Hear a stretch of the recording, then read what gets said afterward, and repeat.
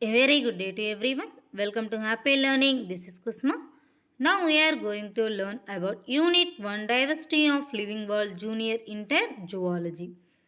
We are discussing short answer type question important phylogenetic system of biological classification. This one is very useful for your NEET examinations too. So please subscribe our channel and share it friends. Phylogenetic classification. So first of all, what is this phylogenetic classification? It is an evaluationary classification based on how a common ancestry was shared. That means, see here, evaluationary classification అంటే ప్రతిదీ కూడా మన సరౌండింగ్లో changes అనేది olden డేస్లో ఇప్పుడు and in future జరుగుతూనే ఉంటుంది. So ఆ ఎవాల్యుయేషన్ దాన్ని బట్టి క్లాసిఫికేషన్ అనేది చేశారు. So that is only phylogenetic classification. అంటే అన్ని క్యారెక్టర్స్ ఒకలాగా ఉండవు కదా. సో ప్రీవియస్లీ యానిమల్ క్యారెక్టర్స్ ఒకలాగా ఉంటాయి, మన క్యారెక్టర్స్ హ్యూమన్స్ ఒకలాగా ఉంటాయి, కొన్ని ఆర్గానిజమ్స్ క్యారెక్టర్స్, ప్లాంట్స్వి అన్ని డిఫరెంట్ క్యారెక్టర్స్ అనేవి మన చుట్టూ ఉన్నాయి. అలాగే ఈవెన్ మన హ్యూమన్స్లో కూడా జీన్స్ అనేవి చేంజెస్ అనేవి జరుగుతూనే ఉంటాయి. So modification changes is most common feature in evaluation. So see here, cladistic classification summarizes. So cladistic ante enti? Cladistic means, see here, genetic distance between all species in the phylogenetic tree. So see here, so phylogenetic అంటే ఏంటి? Evaluation చూపిస్తారనమాట. Old ఎలా ఉంది, present ఎలా ఉంది, అంటే ట్రీకి ఇప్పుడు stem, branches అన్నీ ఎలా ఉంటాయి, స్టెప్ బై స్టెప్ ఎలా చూపిస్తారో ఆ విధంగా ఫైలోజెనెటిక్ ట్రీ అనేది ఉంటుంది. అందులో క్లాడిస్టిక్ క్లాసిఫికేషన్ అంటే ఇప్పుడు అన్ని స్పీషీస్కి జెనెటిక్ డిస్టెన్స్ అనేది ఉంటుంది. That mean the humans genetic character is different and animal genetic character is different, the bacterial genetic character is different. So depends on their genetic characters, they are performing their actions.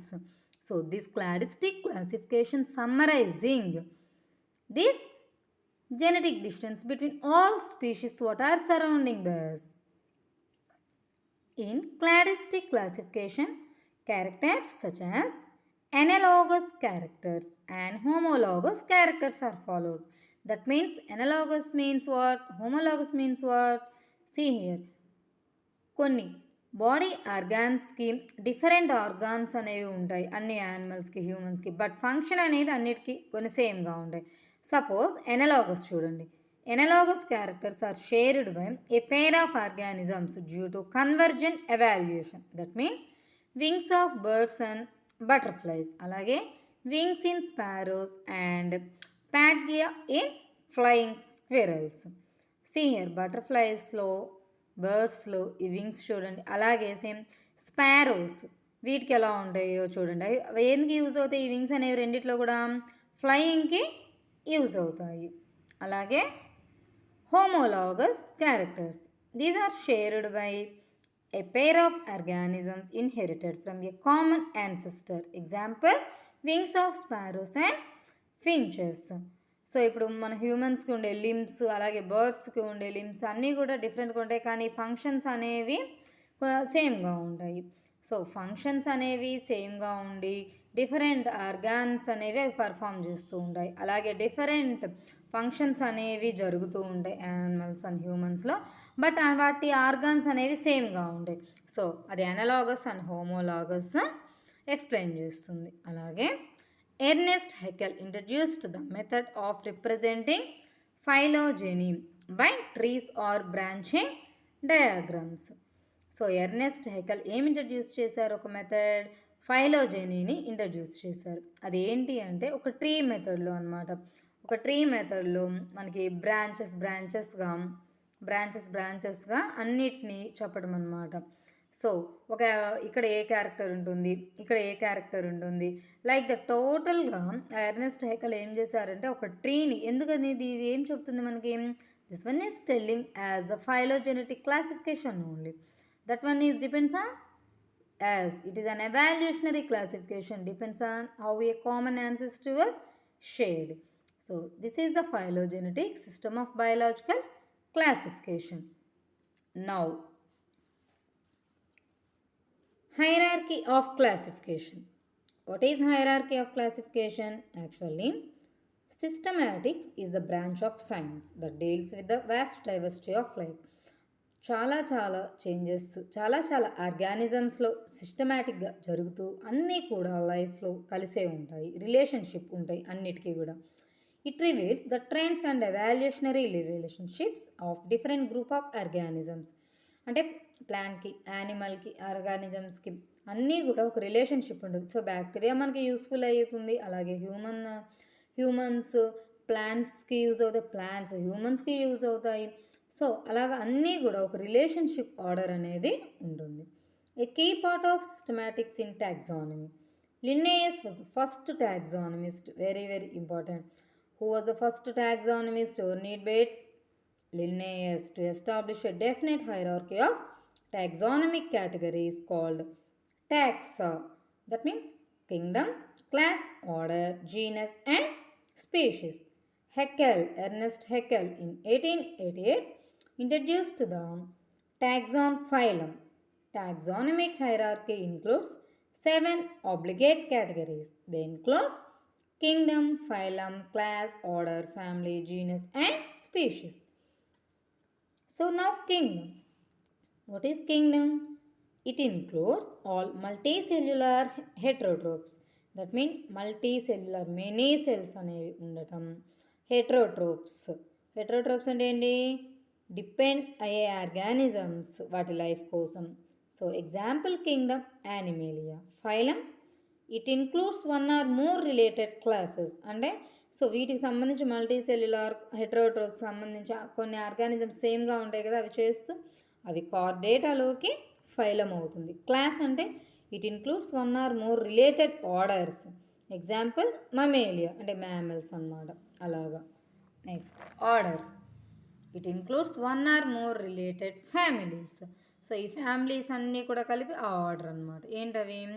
Carnivore అంటే suppose ఏంటి, carnivorous అంటే depend అవుతాయి వేటి మీద? Only flesh eating అనమాట.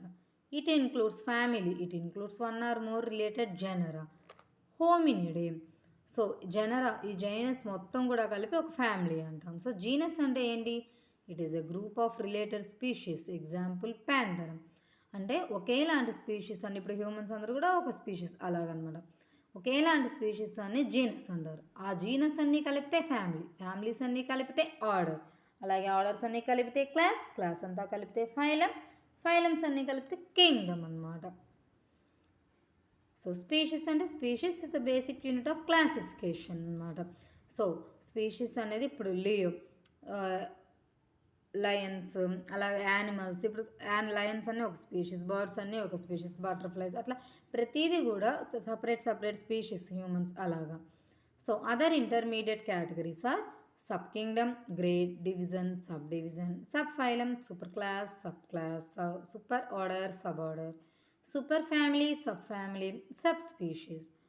Domain is a taxon higher than the kingdom. So kingdom కంటే higher అనమాట domain.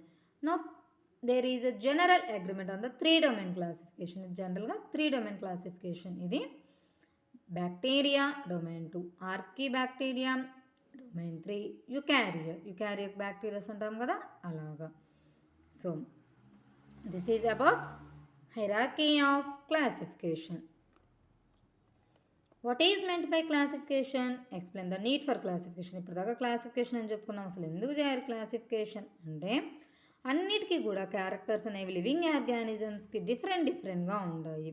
So ఆ డిఫరెంట్గా ఉన్న క్యారెక్టర్స్ అన్నిటినీ బట్టి మనం క్లాసిఫై చేస్తాం. ఏ స్పీషీస్ ఎలా ఉంటుంది, how this species work. So like that when we categorize, that one is calling as taxonomy. The telling as characterization, identification, nomenclature and classification are the process that are the basics to taxonomy. Why need means? So for our 1.2 million animal species have been identified and described. ఇన్ని animal speciesని identify చేసి describe చేశారు. They show diversity in structure, habits, habitats and mode of life. To To understand the interrelationship among the diversified animal groups, a systematic classification is necessary. అంటే ఇప్పుడు లయన్కి cheetah అలాగే tiger, so వీటన్నిటికీ కూడా అంటే లైగర్ ఇట్లా అన్నిటికీ కూడా ఏమైనా కామన్ స్పీషీస్ కామన్ క్యారెక్టర్స్ ఉంటాయా? అలాగే హ్యూమన్స్, ఇప్పుడు హ్యూమన్స్లో ఫీమేల్స్ అండ్ మేల్స్ కేటగరైజేషన్ ఎలా జరిగింది మన ఆర్గాన్స్ని బట్టి, మన ఫంక్షన్స్ని బట్టి. అలాగే హ్యూమన్స్కి మంకీస్కి కూడా ఇప్పుడు కంపారిజన్ ఉంది, అలాగే క్లాసిఫై చేస్తున్నాం. హ్యూమన్స్ అని, మంకీస్ అని, యానిమల్స్ అని, బర్డ్స్ అని సపరేట్గా క్లాసిఫై చేసాం. వాటి క్యారెక్టర్స్ని బట్టి అండ్ ఐడెంటిఫికేషన్, వాటిని గుర్తిస్తాం ఎలా ఉంది షేప్ అని. నామిన్క్లేచర్, సో వాటి నేమింగ్ అనేది ఏ విధంగా ఉంది అండ్ క్లాసిఫికేషన్ అనేది చేస్తాం. సో టాక్సానమీలో ఇవన్నీ కూడా ఉంటాయి. సో మనం ఈజీగా అప్పుడు అబ్జర్వ్ చేయడానికి వాటి క్యారెక్టర్స్ని యూస్ఫుల్గా ఉంటుంది. So these are some short answer type questions till now we discussed. In the next class we will discuss the more questions about diversity of living world, which one is important for your NEET exams. This one is useful for TET, DSC who are preparing for biology competitive exams. So please subscribe our channel and share it, friends. Thank you for watching.